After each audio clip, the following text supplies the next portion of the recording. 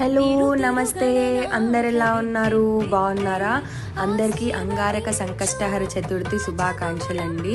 So నేను ఈ పూజ అయితే గత 7 months నుంచి చేసుకుంటున్నాను నాకైతే చాలా బాగా అనిపించింది సో నేను పొద్దున్నే లేచి ఇల్లు వాకిలి ఊడ్చుకొని పూజ గది అంతా క్లీన్ చేసుకొని దేవుడి ఫోటోలన్నీ క్లీన్ చేసుకొని విగ్రహాలన్నీ కడుక్కొని ఇట్లా పూజ గదిని మొత్తం అలంకరించుకుంటానన్నమాట అండ్ ఆ రోజు నేను ఉపవాసం ఉంటాను అండ్ గణపతికి ముడుపు కూడా కట్టుకుంటాను నా కోరిక చెప్పుకొని మనం ఈ పూజ చేసుకుంటే నిజంగా నాకైతే చాలా మంచిగా అనిపించింది నిజంగా వినాయకుడు సంకటాలు తొలగిస్తాడు అనిపించింది నా కోరిక నెరవేరింది సో నిజంగా చాలా మంచిగా అనిపించింది అనమాట వినాయకుడు ఎలాంటి ఏ కోరికనైనా నెరవేరుస్తాడనమాట నేను పూజా విధానం కూడా పార్ట్ 2 వీడియోలో పెడతాను చూడండి.